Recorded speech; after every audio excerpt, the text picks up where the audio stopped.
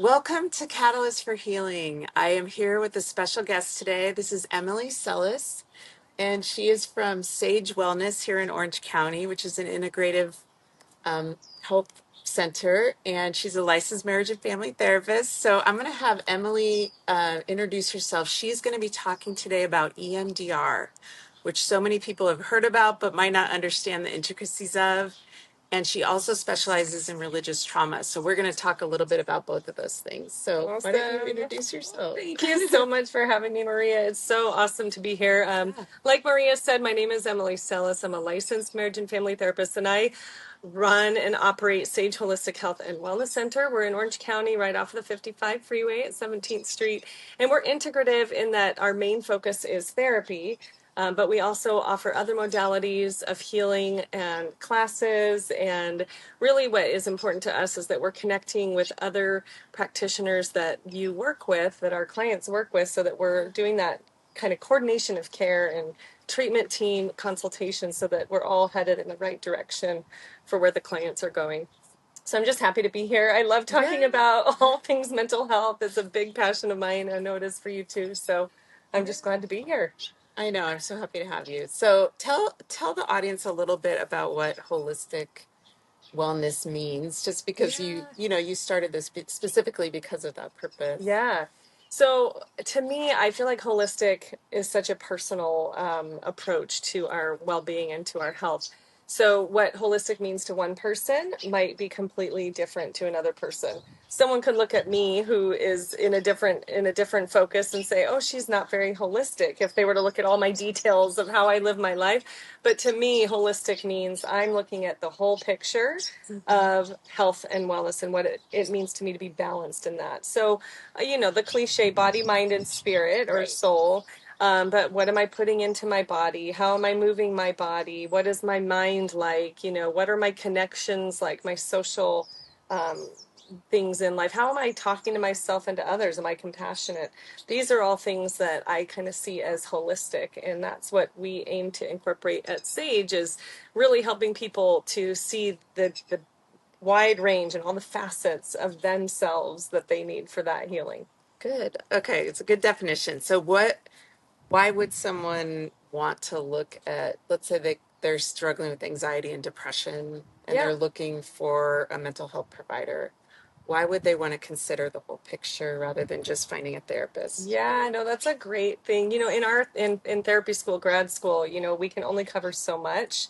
And I think it's like anything in life. There's so much more once you start exploring. Yeah. But, we get trained on how to really address things mentally, like from the mind perspective. And then we have all these different theories that we're pulling from.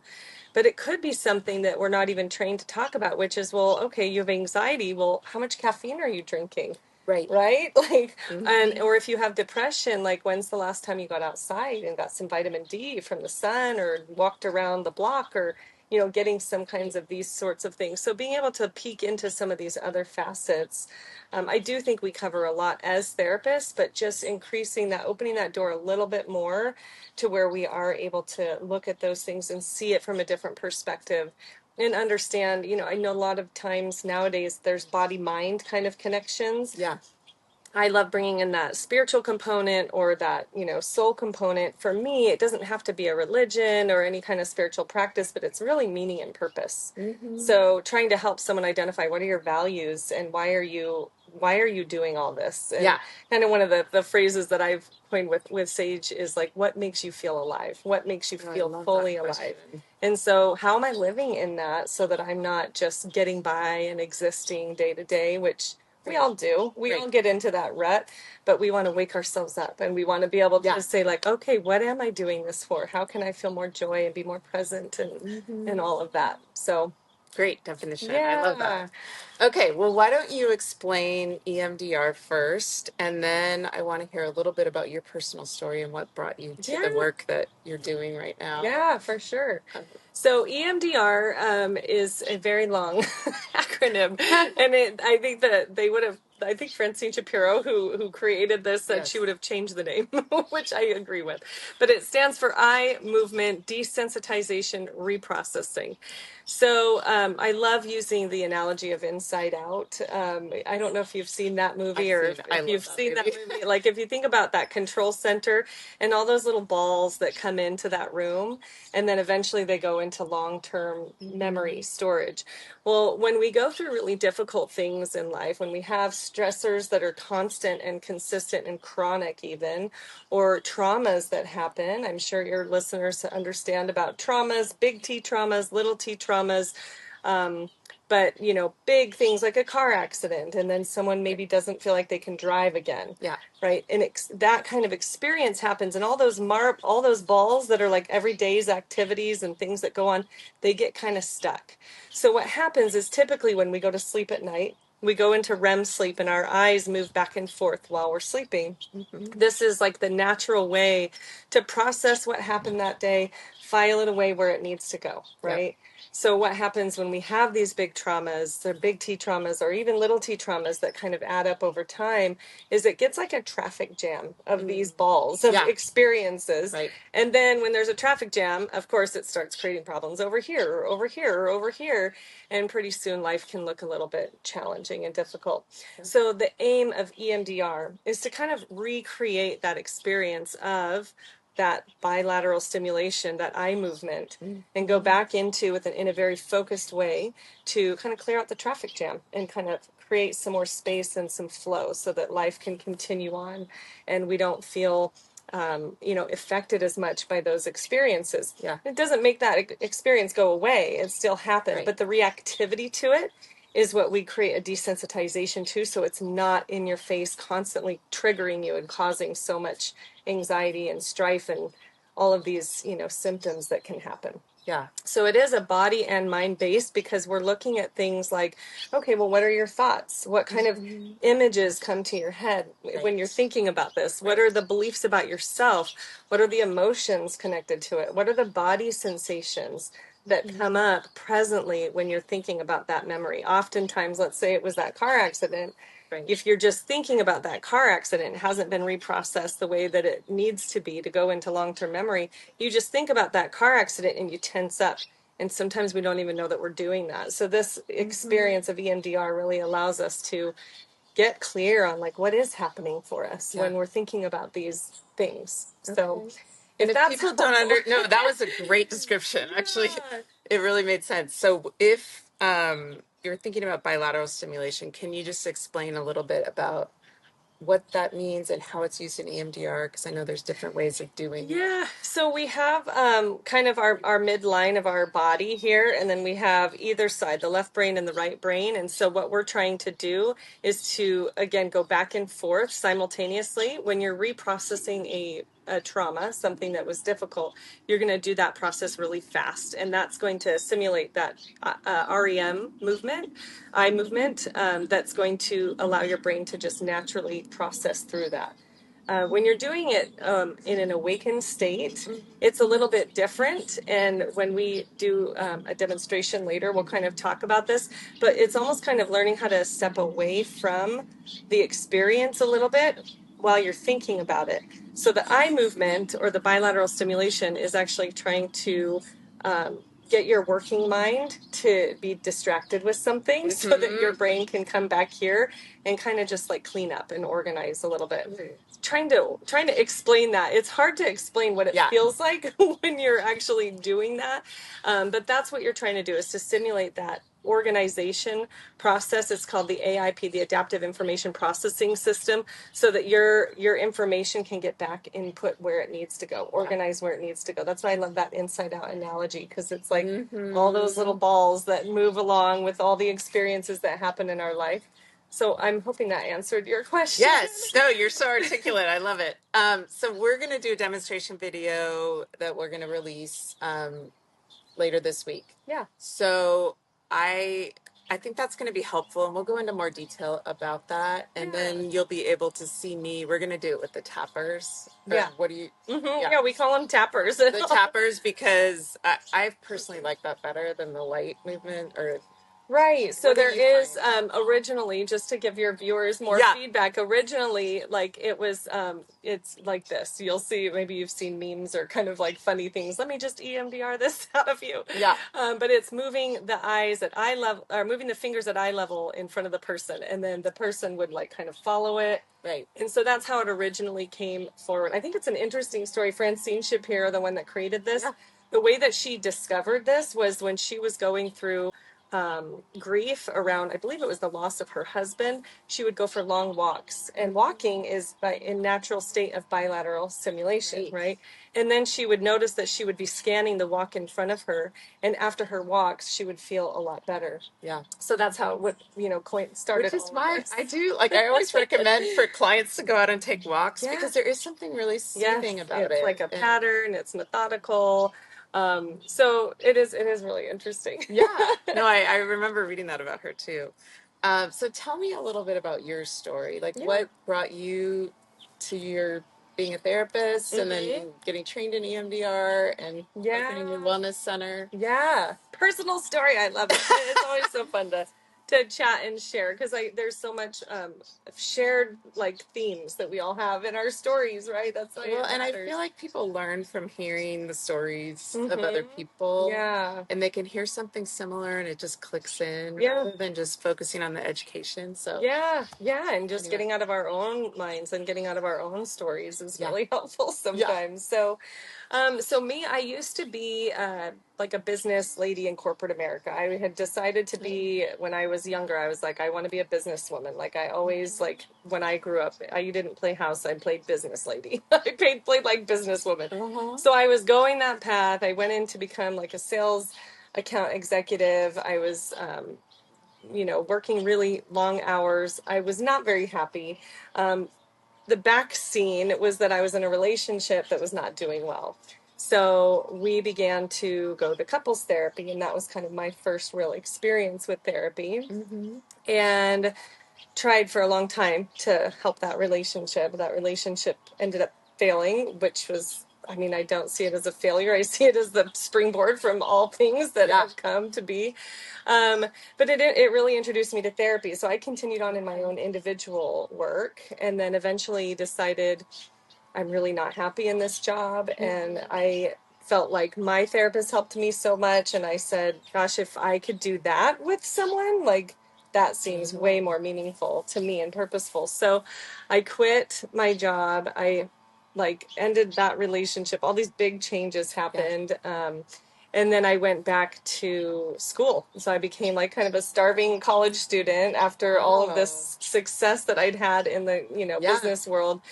But I was finally doing like what I really wanted to do. Yeah. And every class I took. Before kids or This was before kids. I was gonna say, wow. Yeah. No, I did not have children in that relationship, so that was I have a gift. I think that would be really hard. I know. I was to thinking do all the schooling and everything with all of a lot that. of the reason people come into this as a second career. Yeah. I mean, a lot of people are going back after their kids are grown because they've got the life experience. That's so valuable, though. So valuable. That life only career where it's valued.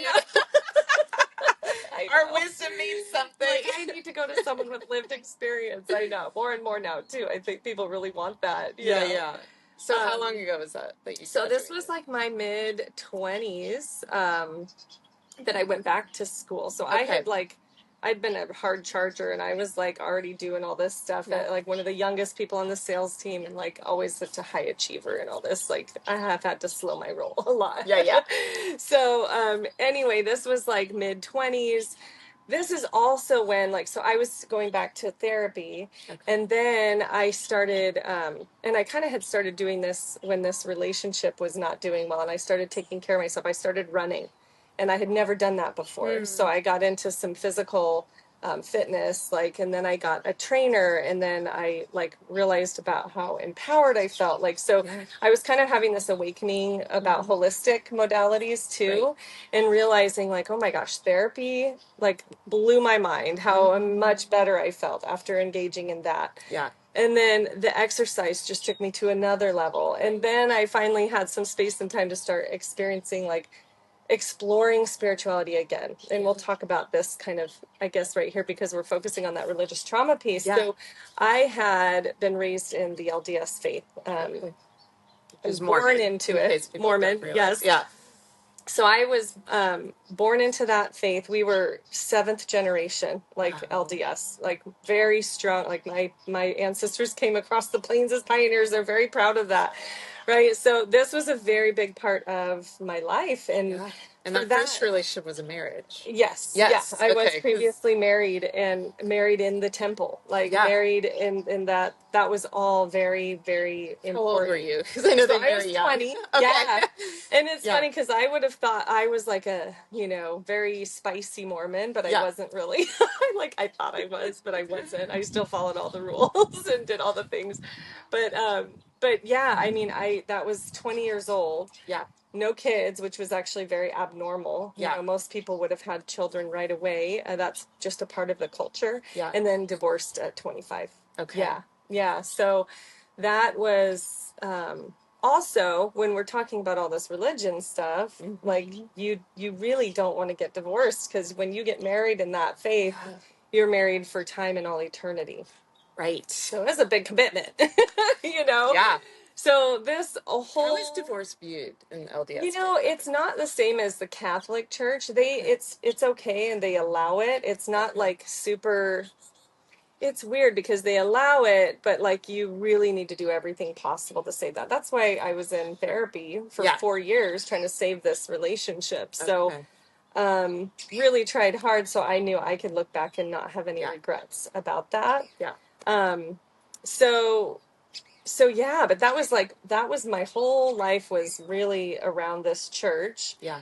And when I was going through, even like I started having some doubts and this sort of thing, like in my late teen years. Okay.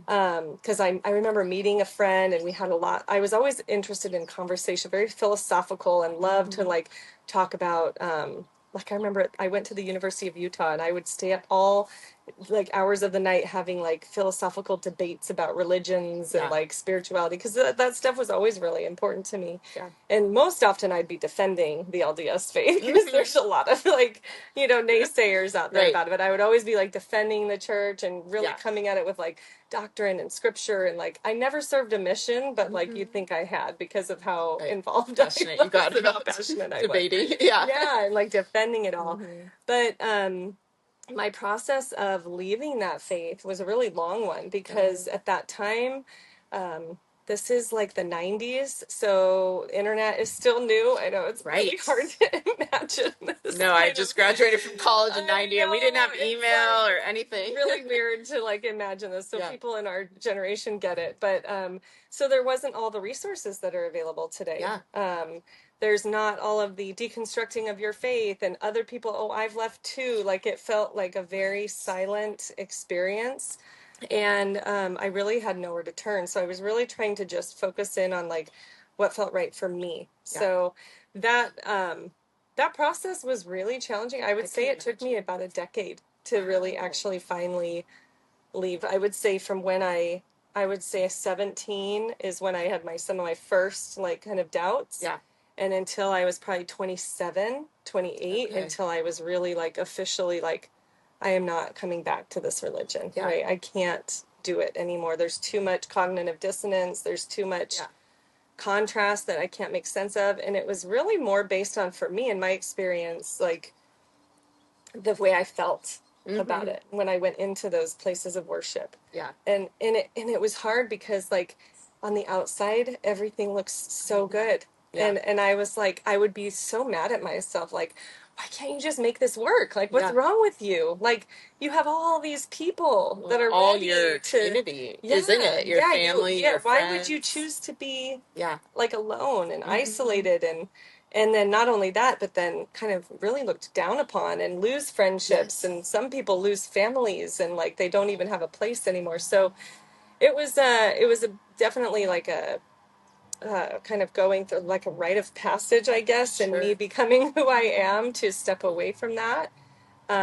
And then I felt very vindicated when a lot of other people started Oh, leaving good. the church too. And So like, they followed you. I know, like, well, just in droves now, but Yeah. like, and I think that's more so nowadays was more because of the historicity of the church that was coming out, Yeah. and like, you know, all that information is there, and there's still people who I love dearly that really believe all of this, right? Yeah. So having to come to a place where I could be me over here and then they could be them, Yeah. and we didn't have to agree, took a lot of, you know, disentangling I can imagine. to be able to do that. So I don't know if there's anywhere specific that I'm just kind of rambling. Well, no, I mean, if I there's think anywhere. again, like we all lean into the type of work that we know intimately. And Yeah. so that's part of what drew you to the Right. holistic piece, but also the religious trauma and Yeah. helping other people trying to figure out Yeah. how to disentangle if they're, you know, experiencing that Right. and what that looks like. And I think to your point, we didn't have that information, whereas like now there's specific information about religious trauma that people can read about and Yeah. identify with, and like that whole process takes so much time It because does. Yeah. you're very much indoctrinated, right? You have to unlearn a lot, and it's really scary. The world feels like a scary place. Yeah. Like no one is safe outside of the religion. Right. Like no one felt safe to me. Like to trust another person, it just even felt like a betrayal of myself, and so it was just a very strange period of time to like Yeah. to start having friends who were out of the church or who drank or who, you know, fornicated or whatever, you know, like all these things that had Right. been indoctrinated It's bad that is and bad. wrong And it was just like there was so much world to uncover, and to make it safe again, you know, to feel safe again in that world. I mean, I do still have relationship with all of my family members, Good. which I'm grateful for. Our family's not very close, other than my little sister and I are really close, and we've worked on that because she's very devout and very involved in the church, and we have a deep respect for each other's differences. Yeah. And then there's also the reality of like there's just some things we can't talk Yeah. about. Yeah. But we've worked around it and said like, okay, well, spirituality in, you know, for her religion is very important in her life. So how can we, you know, still inform each other and ask questions Stay and be connected. curious about those aspects of our relationship too. So, but yeah, this did become a deep love of mine after I went through my process. I think, Right. you know, the whole wounded healer thing, Yes. you know, we have to get to a certain place in our own healing to before we can turn back and hold that hand out for another person. 100%. So that's something I've been really grateful that I've been able to do for so many clients, because it really is a reprogramming of like opening up, trusting. Yeah. It's so involved on so many levels of recreating a new identity for yourself that gets to be decided upon by you, and even that feels blasphemous, right? To have it be self-led feels blasphemous. So you just, there's so many layers of like what you have to work through in this process, and that's where I have found EMDR to be really helpful, is to be able to utilize that as a tool. I'm a psychodynamics, like depth-oriented therapist in my practice, and then EMDR I see as a really useful tool to come in and those really kind of stuck beliefs or like stuck places, because with oftentimes with religious trauma or spiritual abuse, unless it was like a major event, often these are like more like little t traumas. Yeah. Those like those thoughts of like I'm not good enough, right? Or it's not safe. You know, these kinds of beliefs come from a lot of different places, and this messaging becomes like a fabric within you. Yeah. And so that's the hard stuff to tease apart. But we can work on that, and we can loosen that up through the use of EMDR. So that's where I have found the intersection of those things to be really helpful. Okay. Good. Yeah. So what do you notice with clients? Let's say the shifts are, I mean, let's say you're working with someone who is coming out of, and to your point, I think the little T's adding up are like a much bigger pile than one big T, because the problem is, so big T, I think we kind of described that earlier. It's like a very obvious trauma. So like, let's say there was some sexual or physical abuse happening.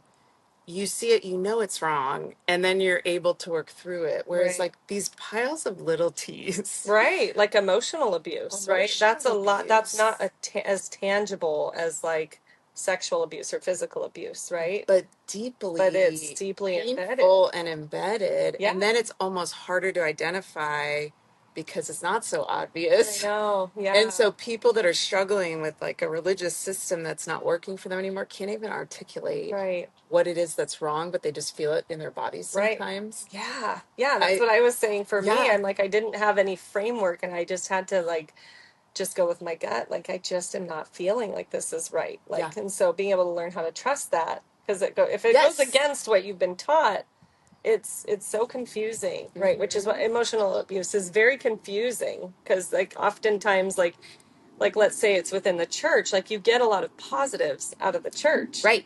but then there's this, the way that it's like shamed on you a little bit, like the shame that's involved in Yeah. like these messages of like, but if you don't do these things, then what does that mean about you? Well, you're not righteous, or you're going to go to hell, or you're not going to live in the highest level of, for the LDS faith, like you're not going to be with all your family and loved ones in the highest level, the celestial kingdom, or Right. however they're putting those things out there to you. Which creates a Really lot of anxiety. so stressful.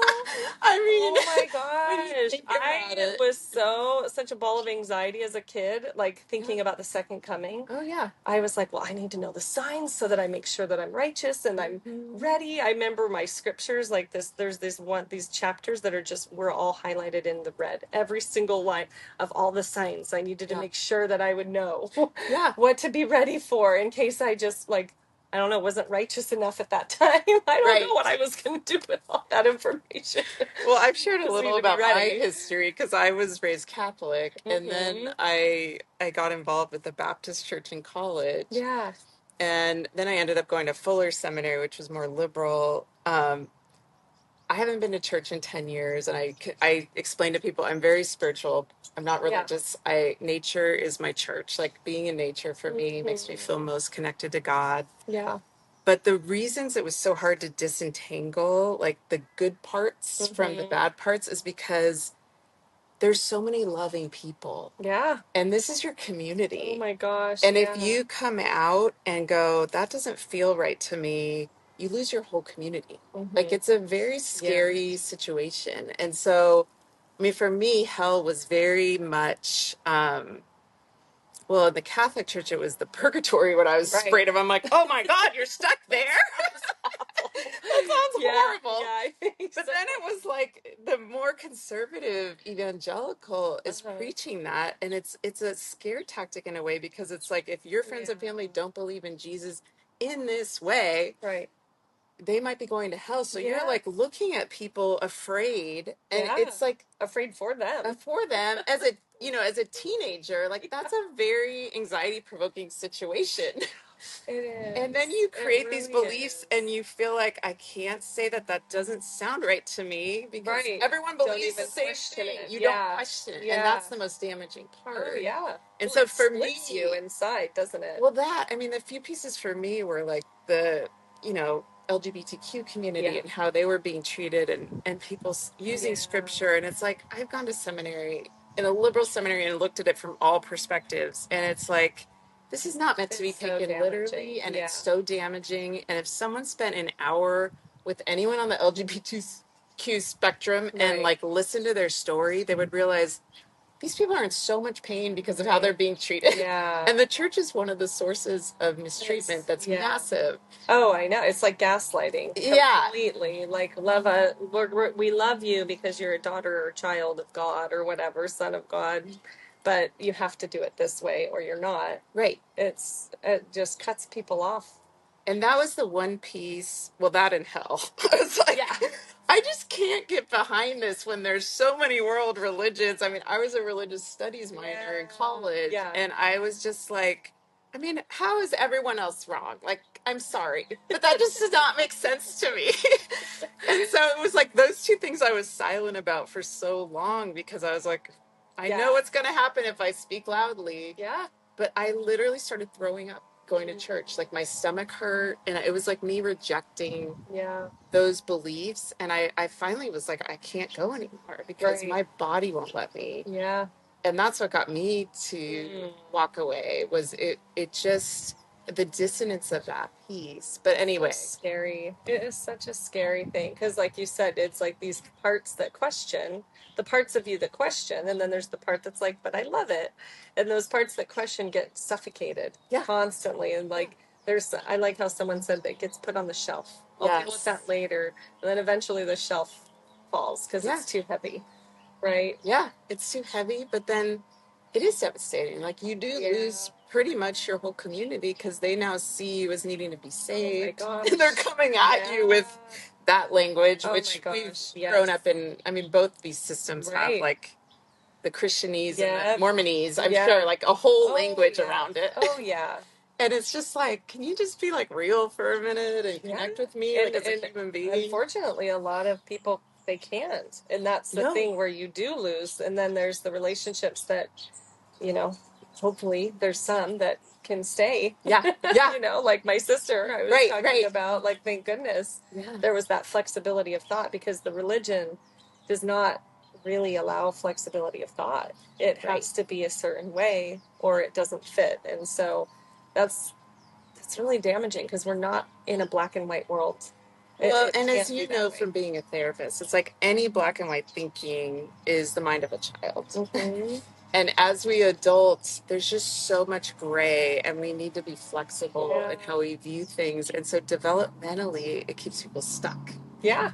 And not being able to think for themselves. Right. And that's really damaging Right. in your whole life. Like your identity, your sense of self, you having a voice. Right. Anyway, I could go on and on. I get all fired up I about know. it. I get excited too. But I think that reminds me of the Fowler's. I think it's Fowler's Stages of Faith. Yes. Right. I So love it's that like book. we can't move past that, and it is very much a parent-child dynamic. The religion Yes. to its people.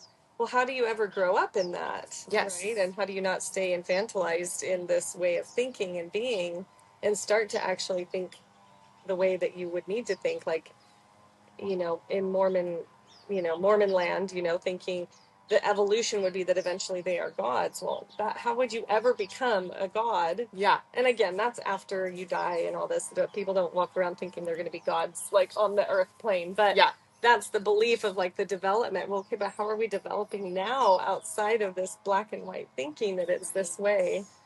So it is really, it's really very layered, and we'll go into in the demonstration a little more detail about, because I'm going to pick a specific thing for me that has been difficult coming out of the church. But anyway, I just think if you're listening to this, and again, there's so many nuance within the church. So it's like there's a lot of people that live and have their own thoughts, but maybe they're just not speaking out about it. Or there's some churches that are more flexible. So it's like there's a spectrum on that too. Absolutely.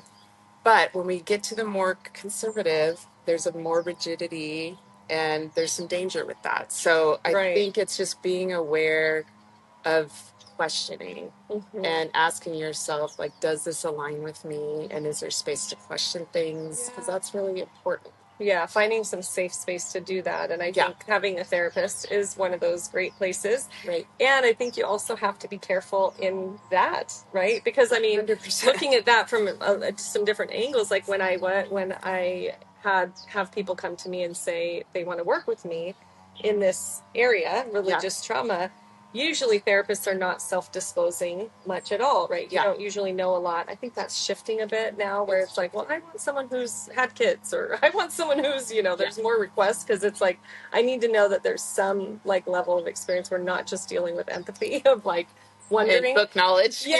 But, and I get that, but I think with the religious trauma and people coming to me from the LDS faith, it's like, well, are you a practicing member or are you not? Right? Because that would be a deciding factor for someone. And I want them to know that. So that's why I would share, I'm not a practicing member.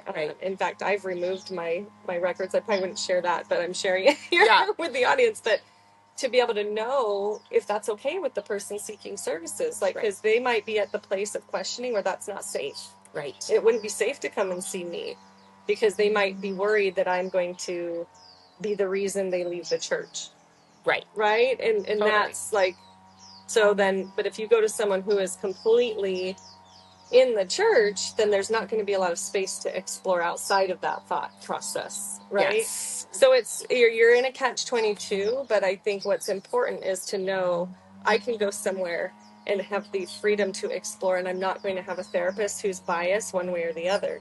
Right. So if you ever sense or I have the idea that a therapist is being biased or pushy about one thing or another, bring that up to them. I'm getting the sense that you have an idea of me I'm getting the sense that you have a vendetta, or like, what's the word, an agenda yeah. for me to not be part of this religion anymore. Right. And just be able to talk about it. Yeah. Those are some of the more healing sessions I've had, is when I was able to say the thing that felt really uncomfortable to say, but then it, like, all the air came out of the bag, and it's like, oh, let's talk about that. Like, Yeah. what is going on? Because often that's like a projection, Right. or that's something else that, if you can talk about it, then you can say. But it is helpful to know, I think, whether someone's in or out of a religion when you're trying to based on where you're at in your process, or what if that's important, then ask it. So okay. Well, is there any other things you can share just briefly about results from EMDR? Like, what do you notice when you're working with clients? The shifts seem to be, in my experience, more quick. Yeah. In terms of like the reprocessing and the relief and not getting triggered as intensely. Oh man. Yeah. It's sometimes I feel like it's magical a little bit for the ones that it does work for. I mean, I will say it's not for everyone, which yes. This is back to that holistic lens. Like, there's more than one way to heal. And we so all if it need to doesn't figure out work, what's going to work for us. That's cool, because we all want that thing that's going to, like, give us so much results. And so it's nice to try. And that's the courage to try these different things. But for those that EMDR is like a good fit, it feels like it works well. I mean, we're seeing results same day. Someone can go and then, like, have a session or 3 sessions, and they're feeling immediate relief. Like this story of, like, let's say it was not even spiritual abuse or whatnot, but like a car accident, someone who can't drive, and like, okay, well, now they're able to drive again, just like that's amazing. that. I mean, these debilitating kinds of symptoms that people will live with. Yes. And then to be able to have an answer right here, and to just say, to be able to do that. I had one client who we were working through some sexual trauma, and we were doing EMDR, and she had constipation. I know, like, physical, like, manifestations of things that we hold in different parts of our body cleared up after 25 years. I mean, that's like miraculous. That's amazing. Say it's our body that holds on to these things, and when it's got the permission to let go, then it can really let go of that. And it works at that somatic level. Yes, I know you ask, where do you feel it in the body? That's one of the pieces. So, I mean, relationships changing and shifting, the self-talk, the way that someone views themselves. There's so many things that this shifts and just changes for people. Being able to go out of the house. You can do this virtually as well. If you feel like agoraphobic, or there's just the courage to live life is really what I see a lot, to be able to live life more fully. And that's so important. And why would it not work for someone? What have you noticed? Yeah, so even in this same population that we're talking about with the religious trauma, sometimes, because there is a protocol, there is, like, it's an 8-phase process, and we have to kind of go through things in a certain way. And when we're doing the active reprocessing, which is stage 4, it's very different than talk therapy, which you'll see when we do the demonstration. But it's kind of like regimented in a sense. And so I've seen that be triggering for someone who's then coming out of a religious environment where everything was already so rigid.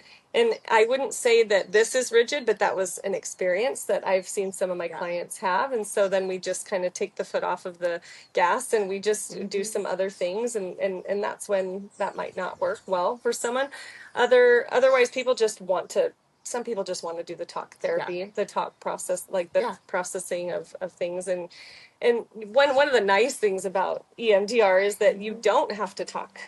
Like, because some people don't want to go to talk therapy because they're like, I don't want to revisit this memory. I don't want to tell someone and say out loud what happened to me. Right. And you don't have to with EMDR. Mm-hmm. Which I think is very alluring to a lot of people. Yeah. Because what I could say to the client is, all you have to do is think of that worst part in your head. It's already there, right? And then we're going to walk through, okay, what is that negative belief about yourself and these other things? Okay, then I'm going to have you start thinking about that image. You don't even need to tell me. Right. And then we're gonna move through some of that reprocessing. Mm-hmm. So those are some examples, I guess, of kind of where maybe that hasn't worked, and then also what are some workarounds, I guess. Yeah, you explained that really well. So, well, good. Well, I think that's all we're going to cover today. Okay. And then we're going to do the demonstration video to show you just how EMDR works. Yeah. But it was so lovely to have you. Oh, I love it. I know. And so fast. I know. Getting to know you a little bit better. It's like I've known you for a while, but this is really nice to hear your story. I love it. Well, thanks for having me. It's always so fun to share, and I hope it's helpful for any of your listeners. I know it is, because this is a big topic, and people are always, well, both things. Like, people are always asking me, like, what is EMDR? And then also, what is religious trauma? And so hopefully we helped with understanding that a little bit better. There's a lot more information on your site specifically. So we'll have all of Emily's information in the show notes. You can contact her or her clinic. Yeah, please do. I'm like a very down to earth and approachable person. You are. If you have questions and you're like wanting to know more about my story or any of that, please, just reach out. Yeah. So thank you for coming, and we'll see you next week at Catalyst for Healing. Bye.